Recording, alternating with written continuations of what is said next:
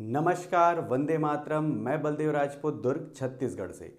आज हम लोग बात करेंगे चंद्रयान 1, 2, 3 और इसे लॉन्च करने के लिए इसरो कब स्टार्ट हुआ, कैसे स्टार्ट हुआ, किसने स्टार्ट किया, इन सारे टॉपिक्स पे आज चर्चा करेंगे।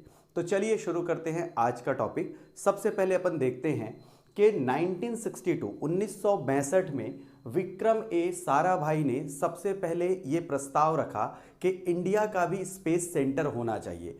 उनके इस कॉन्सेप्ट के चलते Indian national committee for space and research, इस नाम से इसे हिंदी में बोला गया, इनको स्पार, इसकी सबसे पहले गठन किया गया था। इस कमिटी ने ये डिसाइड किया कि हमको भी एक स्पेस के लिए जो प्रोग्राम होते हैं उनमें भागीदारी के लिए हमें एक कमेटी या एक ऐसी संस्था बनाने की ज़रूरत है जो स्पेस में इंडिया के लिए काम करे।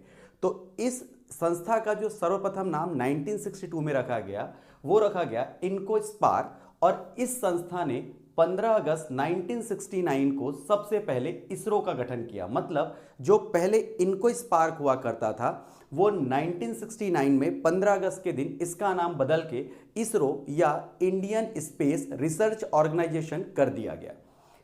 इस इसरो ने जो सबसे पहला यान भेजा या जो सबसे पहला सैटेलाइट लॉन्च किया वो किया 1972 में।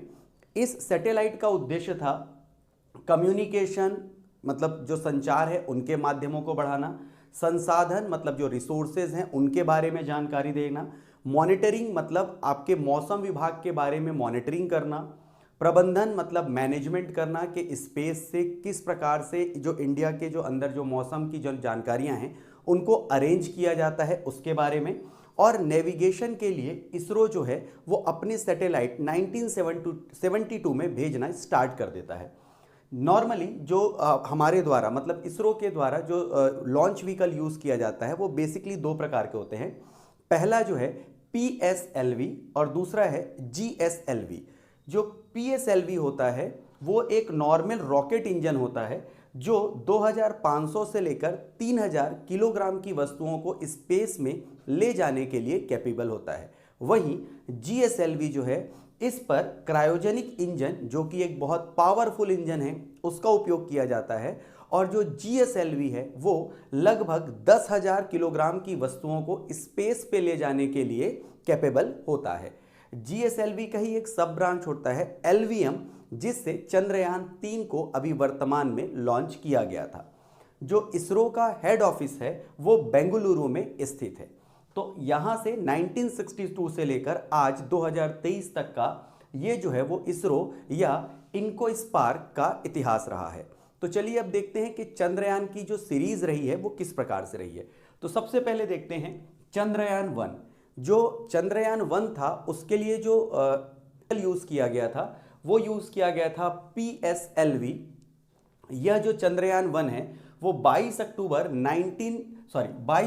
2008 को लॉन्च किया गया था।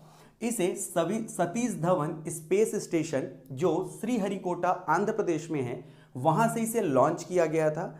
इस चंद्रयान का मुख्य उद्देश्य था भूगर्भिक मानचित्र मतलब मैपिंग करना, इस यान का मुख्य उद्देश्य था। इसने इस यान ने 3400 परिक्रमा की है, मतलब जो चंद्रमा के ऑर्बिट में 3400 बार ये जो है पूरा अपना जो सर्कल है उसको इसने कंप्लीट किया। और 29 अगस्त 2009 को इस यान का जो संपर्क है वो हमारे स्पेस स्टेशन से टूट गया। इसरो के इस समय जो चंद्रयान 1 के समय जो चेयरमैन हुआ करते थे वो थे माधवन नायर। इस चंद्रयान 1 का जो सबसे बड़ा उपलब्धि था जिसको नासा ने भी अप्रिशिएट किया वो था इस मैपिंग के द्वारा। जब उन्होंने मैपिंग की तो पता चला पानी की खोज हुई। मतलब चंद्रयान 1 का जो पहला जो एम था भेजने का वो था वहाँ का जो डायग्राम या उनके मानचित्र का एनालिसिस करना, उनका विश्लेषण करना। लेकिन चंद्रयान 1 ने जो भी डेटा प्रोवाइड किए इससे ये कंफर्म हो गया कि चंद्रमा पर पानी उपलब्ध है। उसके बाद आते हैं चंद्रयान 2 की तरफ। ये 22 जुलाई सन 2019 को लॉन्च किया गया। चंद्रयान 2 को लॉन्च करने के लिए जिस व्हीकल का उपयोग किया गया वो था GSLV। इसे भी सतीश धवन स्पेस स्टेशन श्रीहरिकोटा से लॉन्च किया गया। इसमें 3 इसके फेज थे। पहला था ऑर्बिटर, जो चंद्रमा के चारों तरफ घूमकर उनका चित्र खींचता या उनकी मैपिंग करता। दूसरा था लैंडर, जिसे विक्रम साराभाई के नाम पे उनका नाम रखा गया था विक्रम।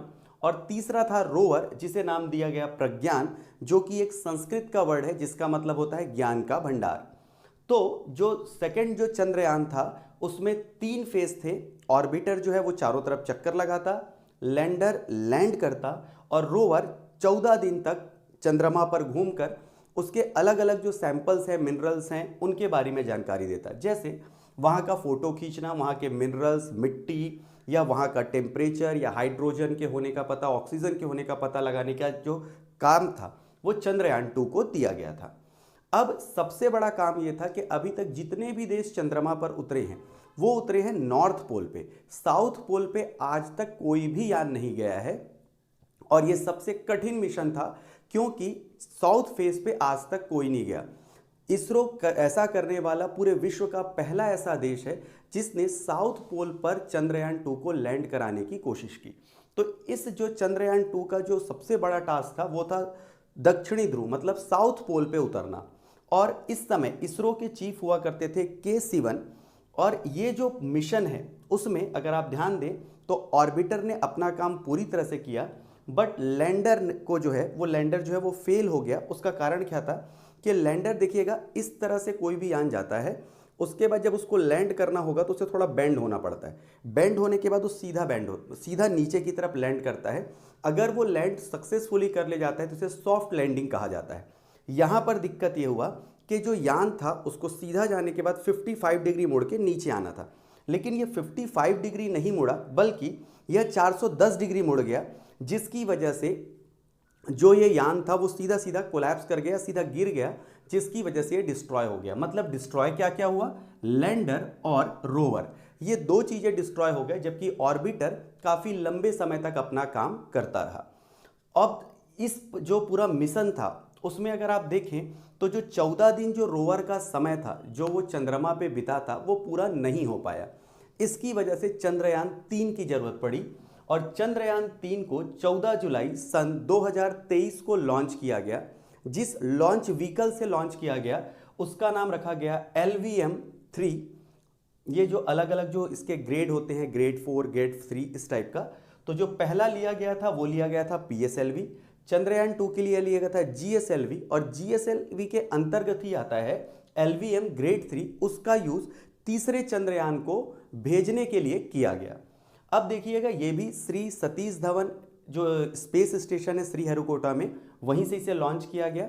इसमें भी सेम इसी की तरह, मतलब चंद्रयान 2 की तरह ऑर्बिटर, लैंडर और रोवर थे। लैंडर का नाम अगेन विक्रम रखा गया, विक्रम साराभाई के नाम पे, और रोवर का नाम प्रज्ञान रखा गया। इसका भी काम सेम था जो चंद्रयान 2 को दिया गया था, मतलब जितने भी खनिज लवण हैं उनकी पहचान करना और पानी के होने के जो सबूत हैं, खास करके हाइड्रोजन और ऑक्सीजन के मॉलिक्यूल्स वहाँ अवेलेबल हैं या नहीं, उसके बारे में जानकारी इकट्ठा करना। इस समय जब चंद्रयान 3 को जब वहाँ भेजा गया तो इसरो के चेयरमैन थे डॉक्टर S सोमनाथ। और यहाँ पर इस जो चंद्रयान 3 के साथ जो सबसे बड़ा टास्क था वो था सॉफ्ट लैंडिंग, जो हम कर पाने में सफल रहे। और इंडिया विश्व का पहला ऐसा देश है जो चंद्रमा के साउथ पोल पे सॉफ्ट लैंडिंग करवा पाया है। इससे पहले भारत का जो पहला मिशन था, मतलब दूसरा मिशन था चंद्रयान 2, वो इस टॉपिक पे फेल हो गया था और अभी हम सॉफ्ट लैंडिंग करने पे जो है वो सफल हो गए हैं। यह जैसे ही सॉफ्ट लैंडिंग हुई है उसके बाद जो प्रज्ञान जो रोवर है ये 1 लूनर डे वहां बिताएगा। 1 लूनर डे का मतलब होता है चंद्रमा का 1 दिन पृथ्वी के 14 दिनों के बराबर होता है। तो यहाँ पर जो प्रज्ञान रोवर है वो चंद्रमा में जो लैंडर के आसपास जितने भी एरिया है उसमें 14 दिन तक घूमेगा। अब ऐसा इस प्रज्ञान में क्या है कि वो इन सब चीज़ों का, मतलब खनिज का, रसायन का या बाकी चीज़ों का पता लगा पाए। तो रोवर में 2 प्रकार के इक्विपमेंट इंस्टॉल्ड हैं। पहला है लेजर इंडक्टेड ब्रेकडाउन स्पेक्ट्रोमीटर और दूसरा है अल्फा पार्टिकल एक्सरे स्पेक्ट्रोमीटर। ये जो दोनों जो आपके स्पेक्ट्रोमीटर लगाए गए हैं उनमें मिनरल्स जैसे magnesium, aluminium, silicon, potassium, oxygen, hydrogen, इनके जितने भी जो मिनरल्स वहाँ पाए जाएंगे, यहाँ वहाँ की मिट्टी में जिनके पाए जाने की संभावना होगी, उनको ये क्या करेगा, वहाँ से कलेक्ट करेगा, इन दोनों स्पेक्ट्रोमीटर के माध्यम से उनको आइडेंटिफाई करेगा और उनके सिग्नल इसरो के हेड ऑफिस बेंगलुरु में ट्रांसफ़र करेगा, जिससे यह पता चल पाएगा कि जो चंद्रमा की मिट्टी है उसमें इतने मिनरल्स अवेलेबल हैं या नहीं, जहां पर अगर हम कभी वहां बसना चाहें या चंद्रमा को एक स्पेस स्टेशन के रूप में यूज़ करना चाहें तो उस कंडीशन पे वहां इतने एसेट्स हैं या नहीं, इसकी जानकारी प्रज्ञान रोवर इंडिया या इसरो को प्रोवाइड करेगा। आपने इन तीनों मिशन में देखा होगा, चाहे चंद्रयान 1 हो, 2 हो या 3 हो, हम नॉर्मली एक ही स्पेस स्टेशन का यूज़ करते हैं लॉन्च करने के लिए, वो है सतीश धवन स्पेस सेंटर, जो कि श्रीहरिकोटा में है। तो कई लोग पूछते हैं कि श्रीहरिकोटा ही क्यों? एक्चुअल में होता ये है कि ये आंध्र प्रदेश में जिस जगह पर स्थित है वहाँ से इक्वेटर लाइन मतलब भूमध्य रेखा बहुत पास होती है, और इक्वेटर लाइन के पास अगर कोई भी स्पेसक्राफ्ट पहुंच जाता है तो उस कंडीशन पे वो जो है वो अर्थ के जो ऑर्बिट है उसमें प्रॉपर तरीके से रोटेट हो पाएगा, जिससे एक हम गुलेल की तरह लगातार अगर हम चलते रहे तो धीरे धीरे अपना एरिया बढ़ा के हम लूनर में आप एंटर कर सकते हैं, मतलब चंद्रमा पे आप एंटर कर सकते हैं। तो दो रीज़न की वजह से श्रीहरिकोटा को चूज़ किया जाता है। पहला, भूमध्य रेखा के पास होना, दूसरा समुद्र के पास होना। अगर किसी भी प्रकार का अगर कोई टेक्निकल फॉल्ट आता है तो जो रॉकेट है या जो स्पेसक्राफ्ट है उसे समुद्र में डिस्पोज कर दिया जाएगा, जिससे किसी भी जान माल की नुकसान जो है या हानि जो है वो नहीं होगी। मैं उम्मीद करता हूं कि इस वीडियो के माध्यम से इसरो के बारे में, चंद्रयान 1, 2 और 3 के बारे में जो आपकी बेसिक इन्फॉर्मेशन है उसको मैं क्लियर कर पाया हूं। इसी तरह की वीडियोस देखने के लिए आप हमारे चैनल को सब्सक्राइब कर सकते हैं। तो मिलते हैं अगले वीडियो में, तब तक के लिए जय हिंद, वंदे मातरम।